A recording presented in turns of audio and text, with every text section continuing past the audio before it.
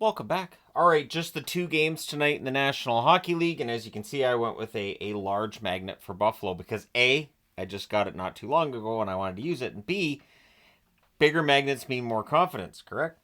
All right, either way, whether they do or they don't, we're going to start off talking about Carolina and the Buffalo Sabres. So it's Tokarski versus Luukkonen, and at 43 seconds on their first shot, Buffalo scores. McLeod with one from the high slot on zone entry. Clifton and Malenstein with the assists, so it's 1-0 Buffalo.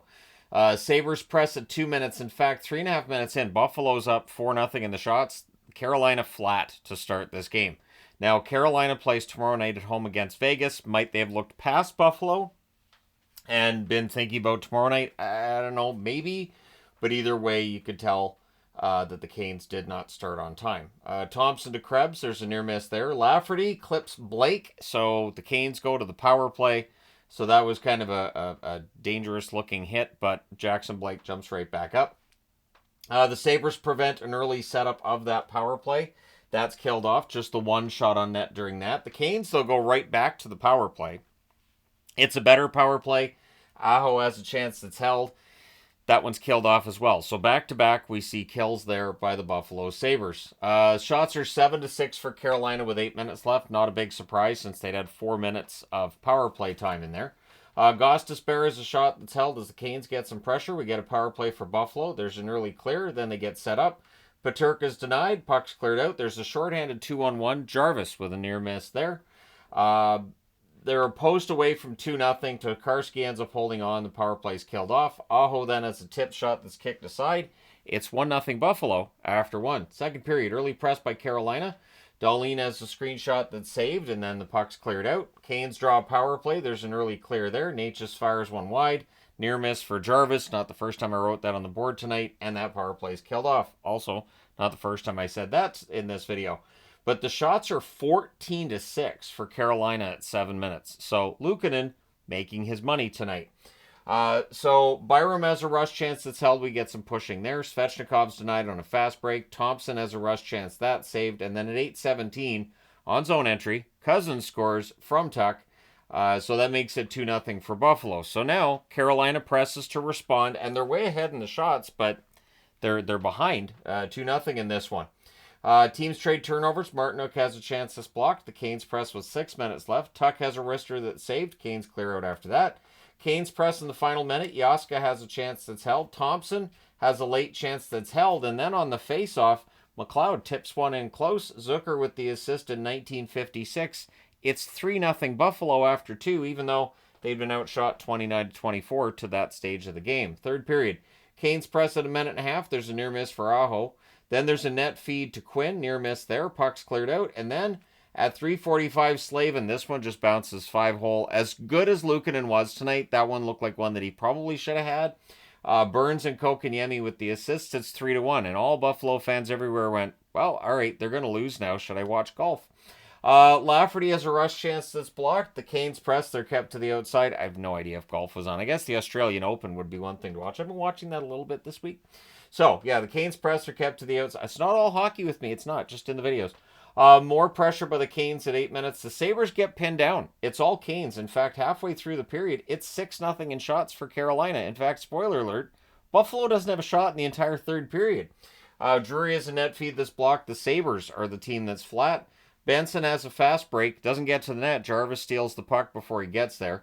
The goalie pull happens with 3:33 left. At 16:52 during the 6-on-5, Natchez buries one short side on a one-timer. Gostisbehere and Burns with the assists. So Lindy Ruff calls a timeout to remind these guys, just because you're Buffalo doesn't mean you have to lose tonight. Goalie pull happens again with 2:15 left, and at 19:36, McLeod is awarded a goal. So technically he doesn't get the shot on net, but when you're kind of in alone and a guy breaks your stick so you can't get the puck in the net, you're awarded the goal. So it's the first career hat trick for Ryan McLeod, and it is the weirdest hat trick goal I think I've ever seen because the puck didn't go in the net. It was an awarded goal for the hat trick. So bizarre, but Buffalo fans probably happy with this one, I would think. Are you guys already thinking about the draft lottery? So it's a 4-2 win for Buffalo to go to 17-22-5 with the win. Carolina 26-16-3. And this is the thing with Carolina. They can look great for a couple of games, and then they don't look great for others, and it's really a back and forth with them. Shots on net, 11 apiece in the first, 18-13 Carolina in the second, 7-0 Carolina in the third. Final shots, 36-24 for the Canes. Power plays, Carolina 0 for 3, Buffalo 0 for 1. The hits, 16-11 Buffalo. Tokarski, 21 saves on 24 shots. Luukkonen, 34 saves on 36 shots. Good night for him. All right, and the other game tonight, Edmonton in Minnesota against the Wild. Kind of at a big game feel to this one. So it's Pickard versus Gustafsson. Early jump for the Oilers. Hyman's denied and close. We get a power play for the Wild. There's a near miss for Rossi. Then the puck cycled, and Boldy goes short side on a net drive.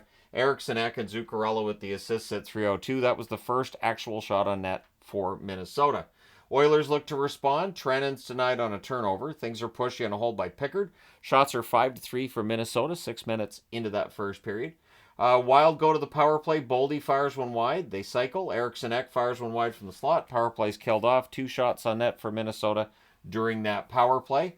Oilers press at 8.5 minutes. The Wild get pinned down to the point where there's 3-minute shifts. And what happened was the guys who were out there for the Minnesota power play got stuck. They couldn't get off the ice for the line change. And the Oilers pressed for a while there. Shots are 10-8 for Minnesota with 7.5 minutes left. Trennan has a net feed that's held. Power play for Minnesota. That leads to a shorthanded Connor Brown chance that's saved. And then Rossi on a cross-crease pass. He buries one. Boldy and Zuccarello with the assists at 16-11. It's 2-0 Minnesota for 20 seconds. At 16:31, Hyman goes 5-hole on a net drive. Draisaitl and McDavid with the assists. The Oilers then press to tie it. Lots of shifts in momentum in this game. Things are pushed in a hold by Gustafsson with 1:52 left. The Oilers get a power play, and it does not take long. At 18:28, McDavid cross-crease pass here, and it's buried. Nugent Hopkins and Bouchard with the assists. So it's 2-2 after the first period. Second period, Eriksson Ek robbed on a 2-on-0. I think he probably overthought it, to be honest. Perry has a rush chance that's held. The Oilers press at 3 minutes. Pickard denies Eriksson Ek again. And then on a face-off win, Hartman gets one at 4:09. So Minnesota Wild have their lead back at 3-2. The shots are 5 apiece at 8.5 minutes.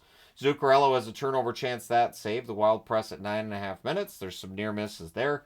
Middleton's denied as the Wild are controlling the game at this stage. Things get pushy on a hold by Gustafsson. The Oilers then get some pressure, and they score. At 14:15, Nugent Hopkins tips one top shelf. Perfect tip shot. Emberson and Kulak with the assist, so it ties the game at 3. Perry fires one high on a rush. The Oilers press in the final minute. The fans call when the referee does not, and what happens here, I will describe it for you. Johansson took an elbow to the head from McDavid. It's the old-fashioned chicken wing, as they would call it in hockey circles, and that's just flat out. It is a missed call, and there was a missed call as well on Hartman with a trip in the third period on Draisaitl. Do 2 wrongs make a right? At any rate, it's 3-3 after 2. Third period, early press by the Oilers. Podkolzin to Arvidsson gets picked off. And then at 1:28, Podkolzin scores. Jams one in. And then a dog pile follows. Arvidsson and Josh Brown with the assists there. Shots are 4-1 Edmonton at 4 minutes. Boldy's then denied on a 3-on-2 rush. Post for Merrill as the Wild are pressuring, looking to tie the game again. More pressure by them at 7 minutes. Rossi's denied there. The teams trade turnovers. And then on a turnover rush, McDavid wires one at 12:49 to give the Oilers a 5-3 lead in Minnesota. Wild press to respond. The shots are 9-8 for Edmonton with 5 minutes left. The Oilers, though, were playing a very solid defensive game late. So once we get to around 5 minutes left, and especially, with that 2-goal lead, the Oilers were not giving them any room towards the net. Goalie pull happens with 2:20 left. The Wild call a timeout with 1:11 left. Chisholm has a chance that ends up getting blocked right out of the rink. And so, the Oilers win this one 5-3. They go to 28-13-3. They are 2 points back now of Vegas for first in the division. Minnesota 27-14-4. And this is a team that desperately needs some guys back in the lineup. Shots on net, 14-12 Edmonton in the first, 11-10 Edmonton in the second, 13-11 Minnesota in the third. Final shots 36-35 for the Oilers. Power plays, Edmonton scored on the only one they had. Minnesota went 2 for 3 on theirs. The hits 20-13 for Minnesota. Pickard, 32 saves on 35 shots. Gustafsson, 31 saves on 36 shots. His stats have fallen off a bit. I believe I mentioned in the power rankings I did for goaltenders earlier this evening that, Gustafsson had better numbers earlier in the season, and it seems to have fallen off recently. I do think that's reflecting the fact that the team in front of him is definitely a bit weakened from where they were. But let me know your thoughts in the comment section below as always. Don't forget to hit like and subscribe in the event you may not have done so already. Thank you guys so much for all your support as always. I will talk to you again soon.